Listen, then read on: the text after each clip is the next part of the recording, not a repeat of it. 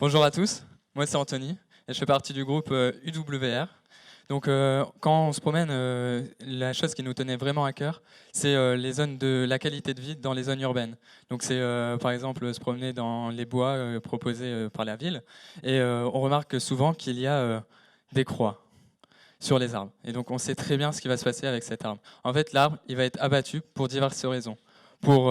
Parce qu'il est malade ou alors parce qu'on a des projets urbains et on doit agrandir la chaussée et du coup, on va l'abattre. Mais aussi, on sait que ça va être donné à des élagueurs et les élagueurs, ils vont s'en débarrasser pour une centaine d'euros à la tonne pour en faire du bois ou pour chauffer, etc. Donc nous, avec UWR, on voudrait revaloriser ce bois. Donc par exemple, pour le mobilier urbain, faire des hôtels à insectes, des œuvres d'art et des zones fonctionnelles par exemple des bancs. Euh, donc c'est une valorisation qui a aussi pour objectif d'être interne, c'est-à-dire l'arbre de la ville va retourner dans la ville. Donc notre objectif à nous, c'est de répondre à la problématique de la ville, comment mieux gérer nos sources de bois d'une manière durable et innovante. Donc notre objectif, c'est d'être l'intermédiaire entre la collectivité et le client. C'est-à-dire, en fait, on doit être en lien très étroit avec les collectivités. Ils vont nous faire un inventaire précis des arbres qu'on va abattre, parce que c'est un projet urbain, donc ça se prépare longtemps à l'avance, et des arbres qui sont malades. Donc ils vont nous faire un inventaire très précis. Ensuite, on a par exemple Marie, elle est ébéniste, elle a besoin de bois et ça la touche aussi. Elle connaît l'arbre du village et elle a vu la croix, elle s'est dit tiens, peut-être que je peux réutiliser ce bois. Donc on a beaucoup de clients potentiels, ça peut être un ébéniste, ça peut être un menuisier. En fait, ça peut même être un promoteur immobilier pour faire des bâtiments en bois ou un architecte. On a vraiment une source énorme de clients potentiels. Et l'objectif, notre service, c'est en passant par UWR, on va créer un label local. En fait, ça va leur ajouter une plus-value à leurs produits. Par exemple, à l'ébéniste, je vais utiliser le bois qui est à côté de chez moi. Je l'ai repéré parce il a été malade. Du coup, on a une couleur particulière. Le produit va être unique. Du coup, on peut faire vraiment une valeur ajoutée énorme. Donc ensuite, comment ça va se dérouler? Donc on va créer un site web. Donc le site web, il va être en deux parties. Ça veut dire on va faire une partie pour les collectivités. Donc ça va être notre fournisseur de bois. Donc il n'y a pas que les collectivités. Et ensuite, la deuxième partie, c'est ceux qui recherchent le bois. Donc c'est-à-dire les clients potentiels.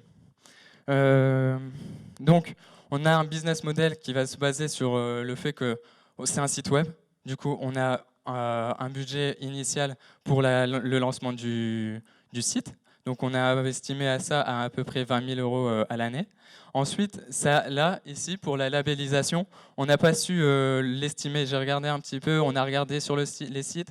C'est un produit nouveau parce qu'on veut un label ultra local et c'est pas un label produit en France, fabriqué en France. C'est particulier, du coup, ça va demander des démarches administratives importantes et on n'a pas encore su l'estimer. Bien sûr, on va avoir des salaires parce que ça va être des experts. On a, par exemple, je veux tel bois, donc on va envoyer un expert qui va aller tâter le terrain. Donc ça va être les salaires pour aussi ceux qui préparent le site, donc ainsi de suite. Et bien sûr, on a besoin de locaux avec les frais d'électricité, etc. qui vont avec. Donc comment on va se financer? Donc on va prendre une commission parce qu'on a fait le lien entre le fournisseur et le client.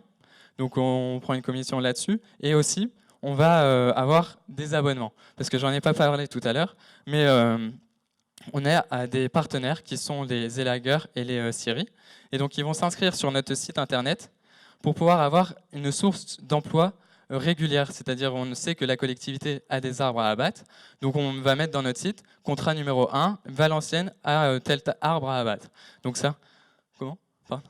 Et du coup, ça va être chiffré donc à peu près à 50 euros par utilisateur. Donc c'est un projet qui est scalable parce qu'on n'a pas de stock et c'est un site internet et donc on va pouvoir s'exporter vraiment partout.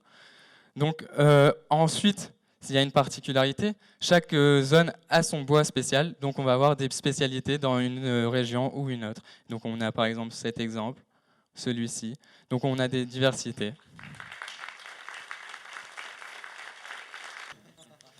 En fait, dans votre présentation, vous disiez que le client, c'est l'ébéniste, c'est celui qui va travailler le bois. Mais ça pourrait être la collectivité, non? Le client, ça peut très bien être, encore une fois, la collectivité, parce qu'elle veut du mobilier urbain. Du coup, bah, j'ai du bois, je veux fabriquer un banc, je passe quand même par UWR, et ainsi de suite, quoi. Et c'est à l'avantage de l'usager citoyen, de même que la collectivité elle-même, parce que il y a une sorte d'intention de mémoire, de réinjecter l'arbre dans la ville qu'il a vu grandir. Et est-ce que vous savez que deviennent actuellement les arbres? Parce que j'imagine que la collectivité les vend, enfin, c'est ce que je suppose, et donc là, à l'inverse, elle va payer pour votre solution. Non, la collectivité, elle ne les vend pas. Par contre, elle a besoin d'un élagueur avec un appel d'offres à trois concurrents. Et donc, elle paye un élagueur pour se débarrasser. Sauf que l'élagueur, après ça, profite de l'arbre et lui, la manière actuelle, c'est de s'en débarrasser le plus vite possible pour faire un profit simple et rapide qui est le broyage, notamment pour la biomasse. Nous, ce qu'on veut, c'est utiliser les parties nobles, le tronc principalement et les branches principales, pour réinjecter dans le mobilier, les œuvres d'art et avec tous nos utilisateurs, en fait, réutiliser tout le stock de bois disponible sur toute une métropole, Valenciennes, Lille, sur le secteur transfrontalier. En plus de ça, on peut ajouter avec un de nos partenaires potentiels, l'ONF, on sait qu'il y a des frênes qui sont tombés malades et il y a beaucoup de frênes disponibles, ce qui fait que ça nous donne une flexibilité et aussi une flexibilité de marché sur toute la région Hauts-de-France et le secteur transfrontalier. Justement, vous avez commencé à répondre. Est-ce que vous avez une cartographie des types d'arbres, enfin des essences qui sont disponibles? Est-ce qu'elles correspondent avec des choses dont on peut faire quelque chose, hein, parce qu'avec du boulot, on peut peut-être pas faire grand-chose, enfin j'en sais rien. Et d'autre part, quel est le rayon dans lequel l'arbre doit pas bouger? En fait, pour le label ultra local, on a, par exemple, on a regardé un petit peu sur Internet. Par exemple, pour le Nord, on a 13 scieries. On a, dans la France, on a 8700 élagueurs. Donc le local, il peut être fait dans le Nord. Donc c'est pas un problème. Donc le rayon, c'est 30 km maximum. Et ensuite, on l'a dit, par exemple, dans le Nord, il y a plus des châtaigniers, il y a des robiniers et du frêne, etc. Et par exemple, dans le Sud, il y a des pins.